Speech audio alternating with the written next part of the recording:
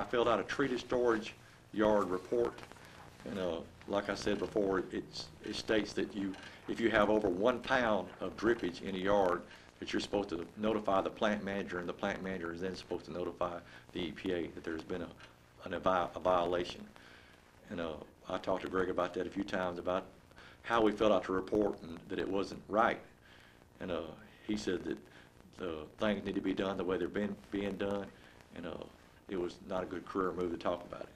And management know, because you can hear on the radio, hey, we got a pump out on cylinder 3. Hey, we got a seal blown on cylinder 3. Hey, we got a pipe broke. I mean, you know about when it was on the radio too. You see the management actually going to the cylinders themselves. Yeah, they knew about it. They knew from the very beginning. They knew the pumps are breaking, busting, and stopping, and the pipes are breaking, and you have to take them apart. And of course, the pipes holding creosote, it's going to go in a pad. It's going to go inside underneath the cylinders and onto the concrete pad itself, the base. They called the assistant plant manager out and a couple of supervisors, and tried to get a hold of more supervisors. One night the creosote tank ruptured out there close to the road, and it was flowing out through there pretty heavy. Now, which road are you talking about? The main road that goes through the plant and then goes out the back gate. So Okay. the creosote tanks, the containment tanks were all right there at the back gate. I know that people have seen on TV through WCBI, the filming, they see those big, tall blue tanks. A lot of times they'll show those on TV, and the silver tanks. The silver tanks contain the creosote, and the big blue tanks over across the street in our plant held the rainwater, stormwater. And they treated the stormwater in the brown tanks up close to the brown fence. So when creosote left that place, it left out of those silver tanks a lot of times, or inside the main tanks that they treated. Okay. So sometimes those tanks would rupture, or something would happen, like a pipe would bust. And we're talking about, 7, 8, 10-inch pipes. So you're talking about a 10-inch pipe with thousands of gallons of creosote in it coming out. It's hard to contain that all at one time.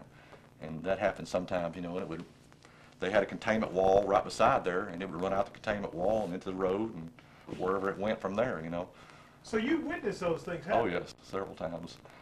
I saw my plant manager goes on TV and lie. Who was your plant manager? Ron Murphy. What did he lie about? One day we was having a meeting, and all the big people from Oklahoma had come down here that day. And we went to dinner, and one guy was working with a backhoe, and he backed into a pipe, and he busted the pipe. And that front gate right up there next to the club, creosote went all down that water drain. And when I got home, my wife told me, say, y'all playing on TV. So I stepped out the shower in there to the TV. He stood up there and said, we spilled about 5 gallons. Man, we probably cleaned up about 250 gallons of creosote. We started about 12:15, and we got through right close to 5 o'clock.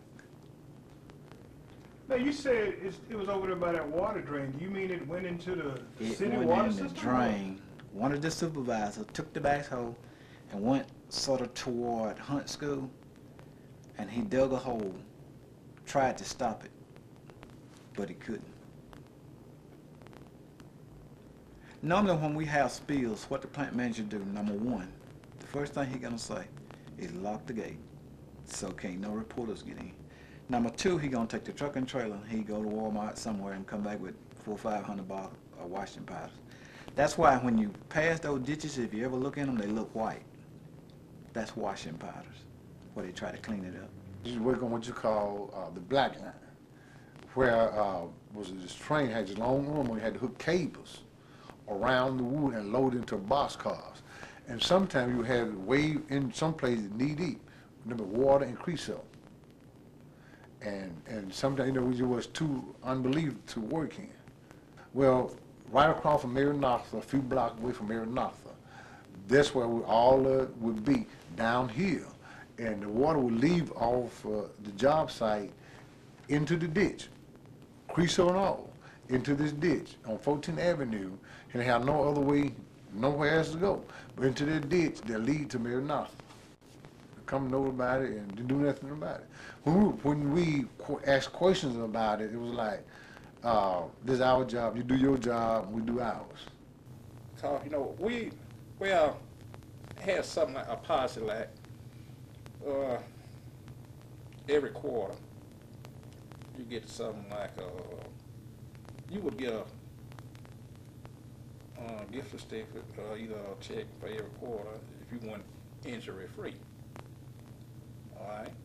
So a lot of time, if someone got hurt, you know, and they would do their best to keep this person well.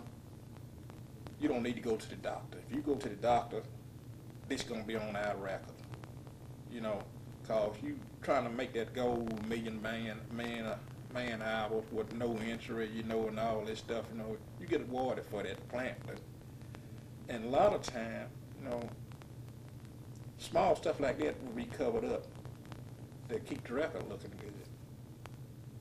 The less spills you have, your record looks good. Cause if you report a spill, it's supposed to be come out and that area is supposed to be dug up and hauled away. That costs money. So if you cover it up, you don't have to pay it. I would talk to Greg Alexander, which was Safety, Environmental, and Human Resources from corporate in Oklahoma City, and talk to him about some creosote on the ground, and talk to him about the trams leaking and different things like that on the ground. And one of their favorite sayings was, or his favorite saying was, well, it's not really a good career move for us to talk about these things, you know, as far as environmental problems, because we all know these are tied in with your raises and your scorewards. I felt like that we were used, and because they didn't want any complaints about anything. They didn't want no complaints. Each Kerr-McGee plant was complaining what was a thing going on between the plants, between the supervisors of the managers of these plants. Every plant was trying to outdo the other plant. And we were working on what they call a 2 million man hour without a complaint. But we had complaints, but they didn't want any complaints, so we just lived with it. Well, I mean, you go to tell somebody so many times, you know, and they keep telling you things are not a good career move, or, you know, you kind of get the message after a while, don't you? And you see people leaving, then you finally realize, you know, either you're going to work here and do what they tell you to, or you're going to have to quit, you know, and find you something else.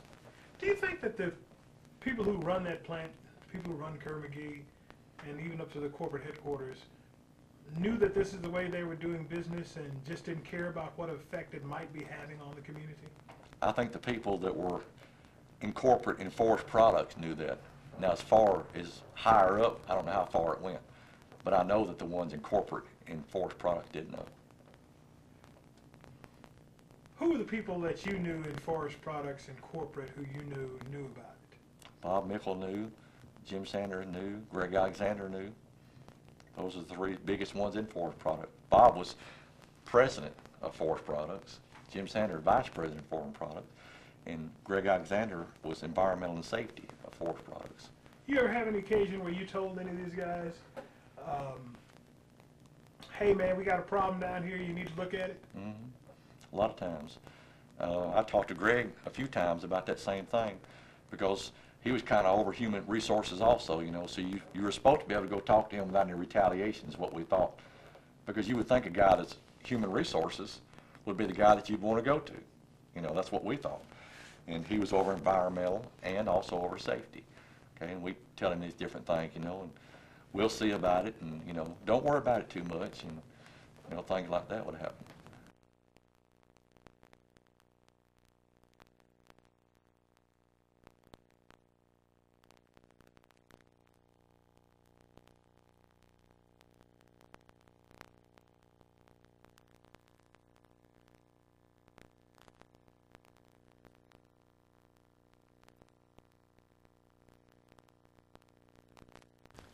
We heard about it when it first, when they were digging over here under construction, and they found what they said was a black substance or something over here, and they sent some dumpsters over here and some guys over here with white Tyvek suits on, and tried to help them clean it up.